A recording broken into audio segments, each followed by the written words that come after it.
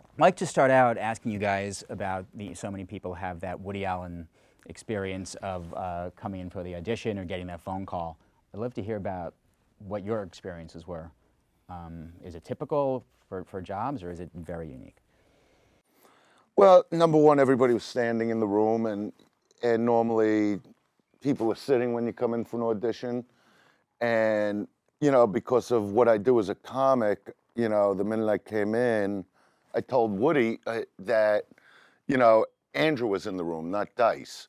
And he sort of relaxed with that because, he's a laid back guy, and I just wanted him to know the difference between myself as a human being and the animal I portray when I'm a comic, So he was very cool with me. He was like, he didn't really tell me much about the movie. He just said, in his Woody fashion, he was like, well, we're doing a little movie, and would you read a few pages?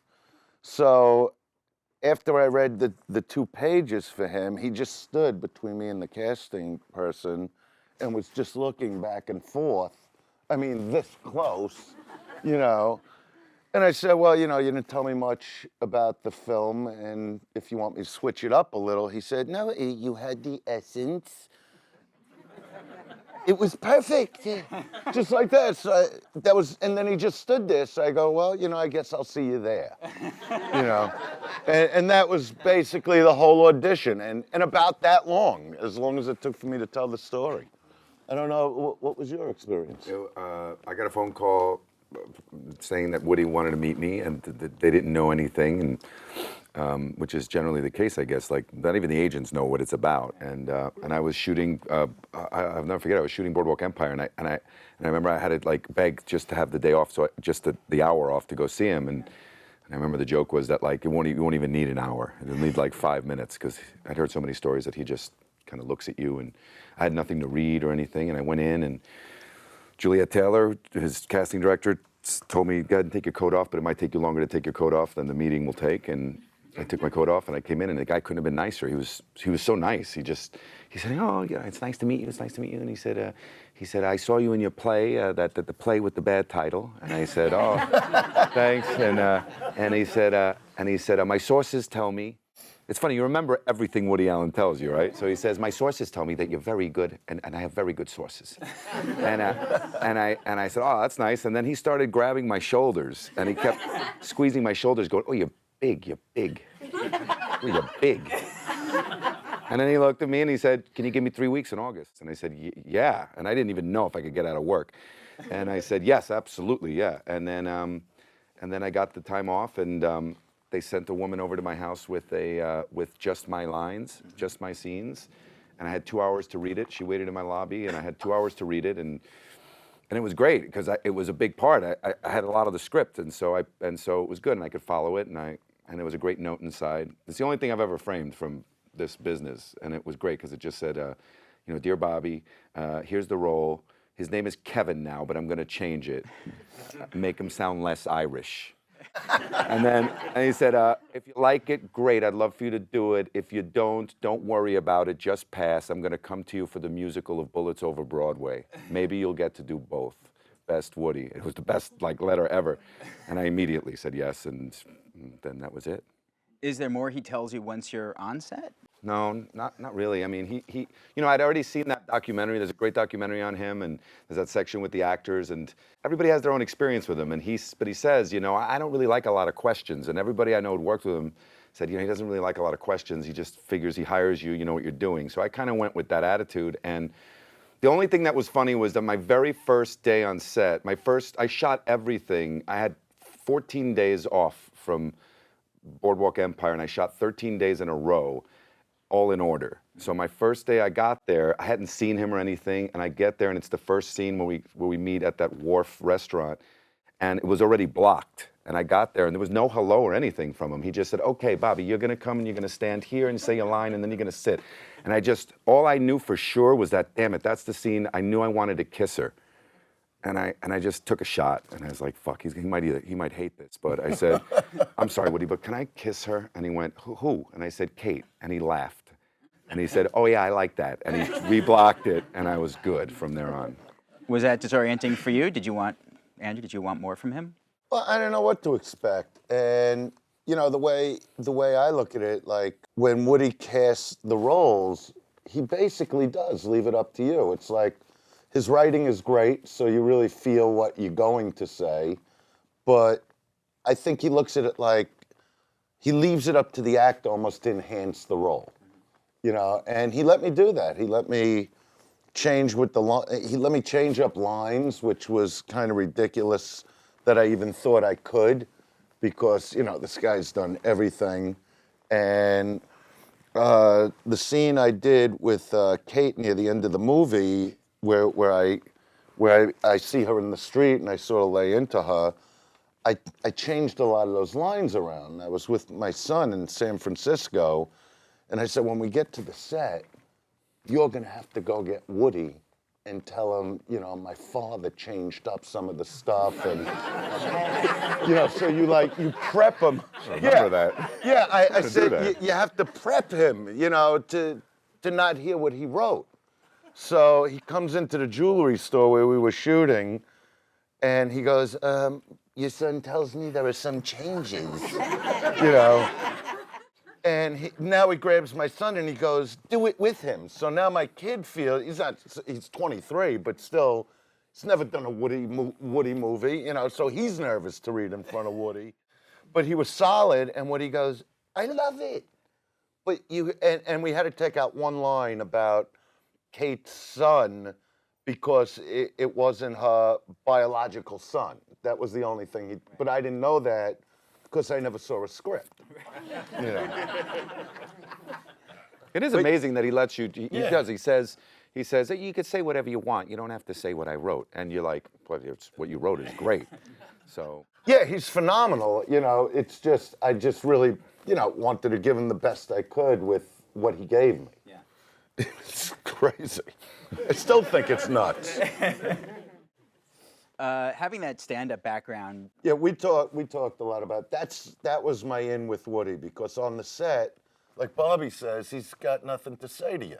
Mm-hmm. You know, so we started talking about stand-up and how both of us started out and where, and he got into me that way, which, you know, I wouldn't know that he's a fan of what I do, but he likes what I do, and he understands the full character of what I do. He gets all that. Right. You know, so we really enjoyed talking about that. Having not seen the whole script, did you have the sense of the streetcar named Desire through line?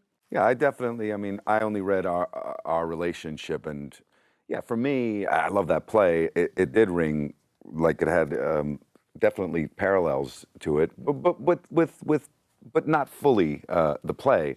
But yeah, you know, the idea of the sister, the sort of hoity-toity sister coming in and disrupting the household, and her disapproval of this guy. And I would say the big difference, though, for me was that, you know, I think that Chili's a little bit more of a modern man than Stanley is, you know, particularly in these times. You know, I really liked some of the lines that he gave Chili, you know, particularly like, you know, the things about, you know, I really wanted to say something, but I kept it inside, you know.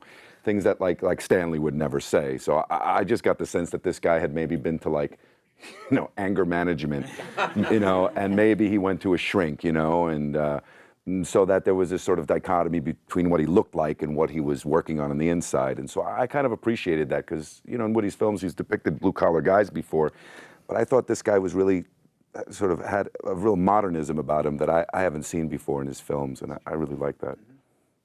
Is there, for this, your character, for Chili thing, he's got that fury, that same, although not to the extent as you have in Boardwalk Empire, you have these characters frequently that explode. I mean, there wasn't an episode in Boardwalk, I think, where you didn't turn red at some point. Mm-hmm. Do you leave that somewhere when you go? I mean, how do you even pace that through a performance? You're doing Annie now, by the way. Yeah, I'm doing Annie now. I assume you're not. I'm the bad guy. Yeah. Oh, okay. In that case. Well, nobody dies.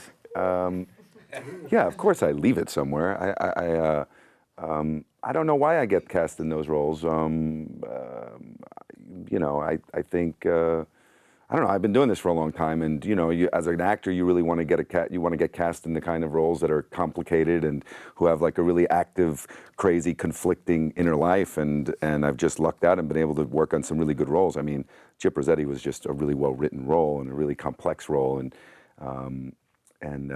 so I was lucky that way. And you know, with Woody's movie, you know, there's only so far you could go. I mean, I did know that she was in a relationship because I asked the question, you know, what her previous relationship with Dice's character was. I talked to Sally about that, and she said that, you know, it was different, and that there had been some physical things. You know what? That's what I was told when I came in, that this guy was like abusive to his wife, but it's not how it was written. And if it was in the script, they took it out because it wasn't anything about that. But that's what Sally also heard. Right, but that was helpful to me in knowing that, like, okay, so she probably had mentioned that to me at some point, and so, which is probably what brought me into, like, you know, psychiatrist's office. Right. Where is this place, you know, just to give it another sort of but it was level. Great because it gave you that thing to get vulnerable at those points where you had to be real vulnerable. I just thought that, like, he'd probably been told that, you know, when you're ready to hurt somebody, count to 10. You know, and in doing that, it probably makes him very emotional, and he has to deal with his anger in a different way. Right. I just really enjoyed him too. Because you know he gets to be explosive at certain points, and then you know he comes into that grocery store falling apart. Yeah, right. You know, and crying. I mean, it's a great thing. Yeah, I mean, so these explosive. So I can see that anger management thing. Yeah, it's almost like, you know, it's almost like I think he's really working on himself. I think that there's little clues throughout in the dialogue that let you know that he's been doing some work on himself. And Rossetti too, also so fragile. Yeah, Rossetti. Oh yeah, find an insult in a bouquet of flowers, I think was the line.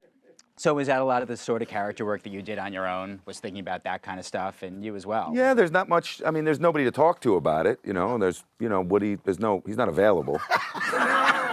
So yeah, you just do it, and if he doesn't like it, he'll tell you. No, but he was around. He was around, but I definitely saw him.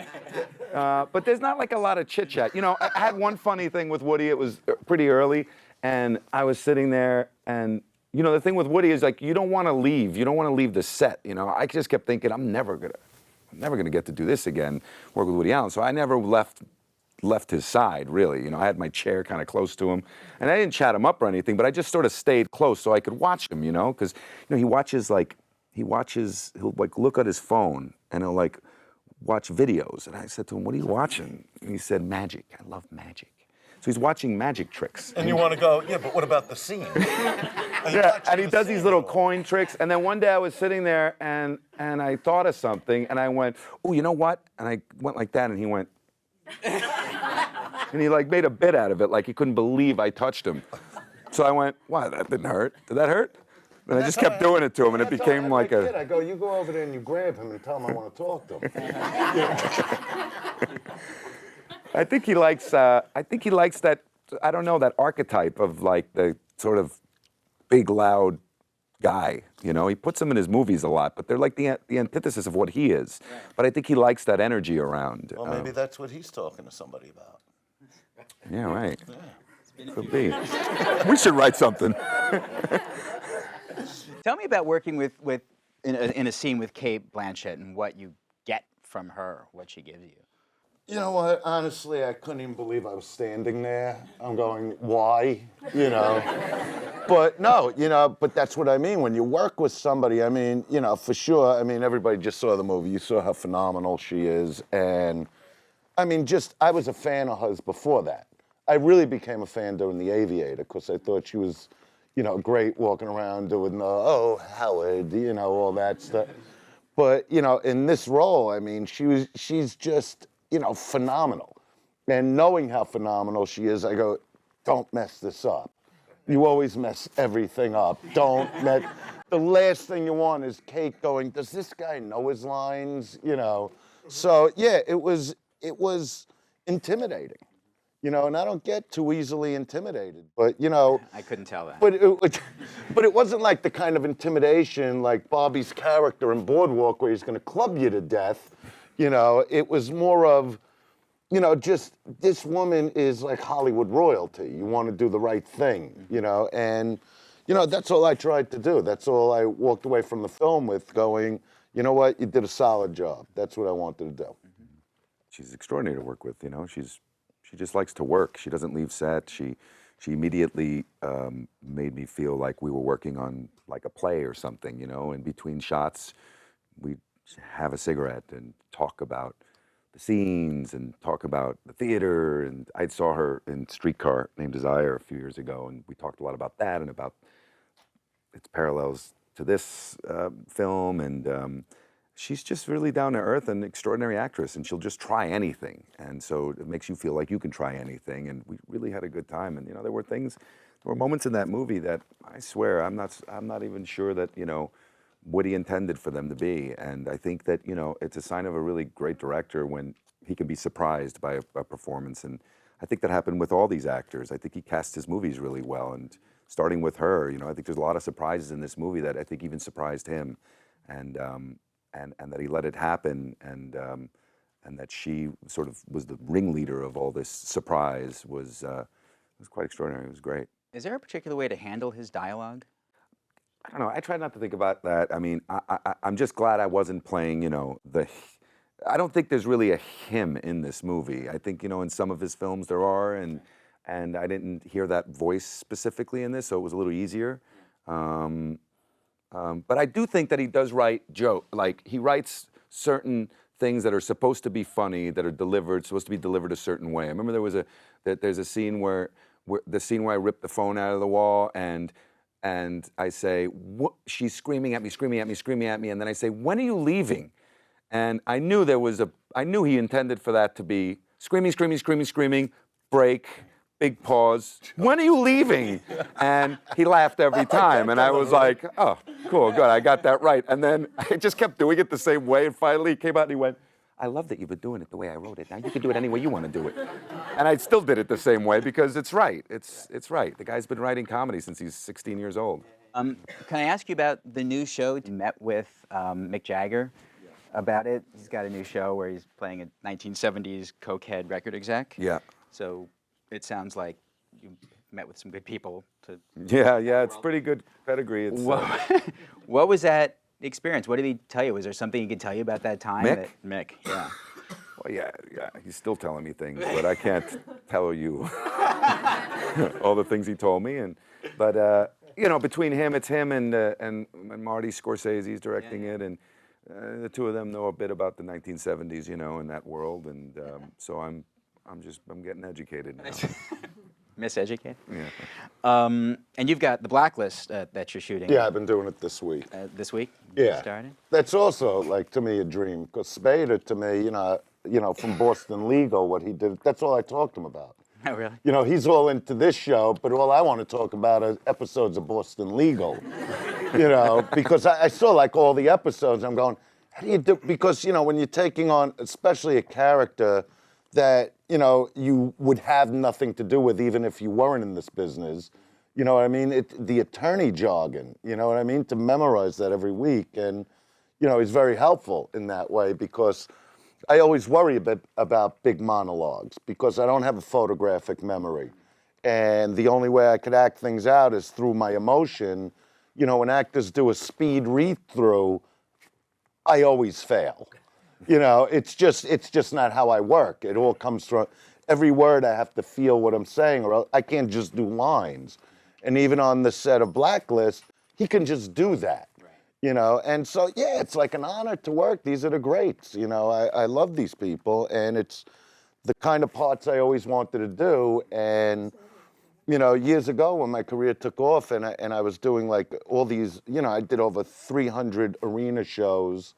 You know, and, you know, stadiums, you know, so, you know, I sort of got in trouble for some of that stuff as far as the media went, so I didn't get a chance to do like the kind of roles I'm doing now, so I'm just having a great time with it. It's a whole new life. It's a whole new career, actually, and Woody gave it to me, and I appreciate it.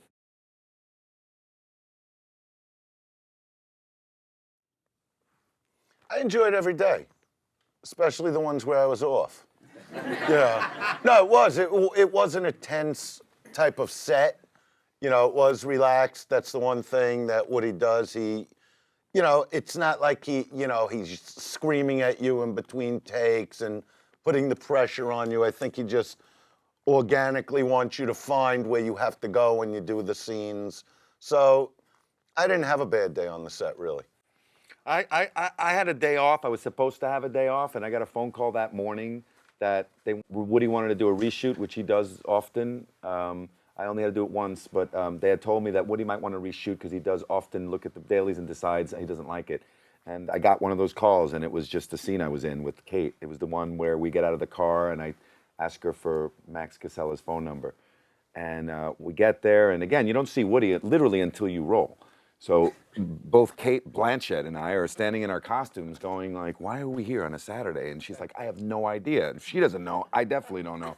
And so finally he came over and he went, oh, okay, so what we're gonna do, and finally Kate said, but Woody, why are we reshooting it? And he just went, because I didn't like your performances. and I, that was the worst day of my life. And then she went, oh, okay. And she did this thing with her neck, and she said, what do you want, Woody? And he told her, and then she looked at me and he went, and you try not to act like you're gonna end up with her at the end of the film. And I didn't think I did anything like that, but so I just went, okay, and I think we did it pretty much exactly the same way, and he was happy, and that was it. Yeah. But every day was great. I'll tell you a quick thing, you know, my favorite day was, I knew that I was in the montage, and you know, he's got, every movie of his has the montage of the city that he's in, and I knew I was in that. I was so stoked. And so the day of the montage was also a day, it wasn't supposed to be that day, and I got a phone call. I'd finished already earlier in the day, came back to the hotel, and then they called me back in and said, Woody wants to change the schedule and shoot the montage today. So we're gonna pick you up at 4, take you to Chinatown and start shooting the montage. So I was like, great. And I went, and it was 5:30 on a Friday afternoon. The great thing about Woody is it's like he's only done this his whole life. So he just thinks that he can do whatever he wants. And he's right. Because we showed up in Chinatown at 5:30 on a Friday, which we weren't planning, that wasn't planned for the day, and we just did, and they cleared the streets and we shot it, and he didn't really have a plan. He was just like, you guys just cross the street, and Max, you try to put your arm around her. And then we all got in a car together with Woody and drove to another location and shot the thing with us taking pictures. We were standing there, and I watched him while he went like he didn't know what we were going to exactly do. And I thought, wow, this is the montage. and I started taking pictures of Kate and Max and all of us with my phone. And he went, what are you doing? And I said, I'm taking pictures with my phone. And he went, oh, well, let's just do that. And that's what we did. And I was like, wow, I just contributed to the montage. And I can't even believe it. That was the best day. You should get writer's credit for that. No, I don't.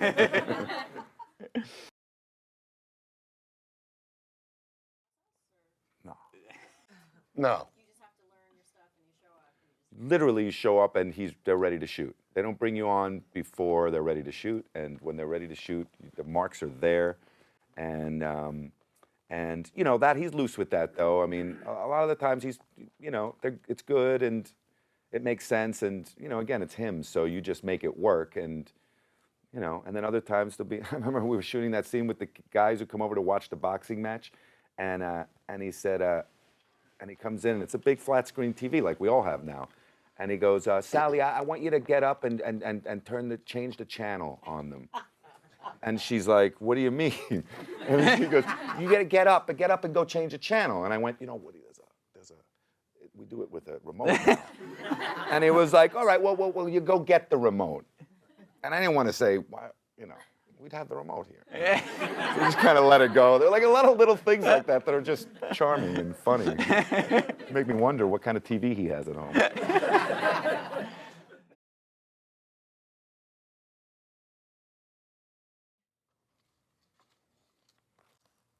Why are you looking at me? I don't know, because I just talked. I'm enjoying you. I'm a Bobby fan. You know, from Boardwalk. I mean, he blew my mind. The kind of psychotic character he played in that. I mean, I never saw a character. I've seen a lot of tough guy parts, but this was different, and that's why you got the Woody movie, whether you know it or not. And I mean, so I'm enjoying what he's saying to you. But, you know, Thanks. to prepare for me, it was just really make, you know, my guy just a regular guy that's been destroyed by his wife and, you know, what Alec Baldwin puts me through in it. So it was just about stripping down for me. You know, there was really no costume. You know, they put me in stuff I actually wear at home. So, you know, it wasn't the clothing. It was just about being very honest with the part. You know, and, you know, when I get a chance to do that, I call it like, you know, searching the soul, like going into yourself and going, all right, what moment in your life happened that you would feel this way? And that's what I really concentrated on. I got Sally's email, and I heard she was in New York working with a dialect coach, and so I got in touch with her and hung out with her a little bit, and she had the whole script, so she filled me in on things, and we just got to know each other and became friends. And you know, if you know Sally, she's really, really slight. She's a skinny little thing, and she's tiny. And it was pretty funny the first time we met. I was like, "Wow, you're tiny," and so we just agreed. I remember we came up with the idea that we probably had a very physical, active sex life. So I said, like, can I just put my hands on you whenever I want? And she was like, yes, absolutely, just grab me. And so I just grabbed her a lot. That's why I got rid of her. I'm glad you got her. And I'm not mad about it still.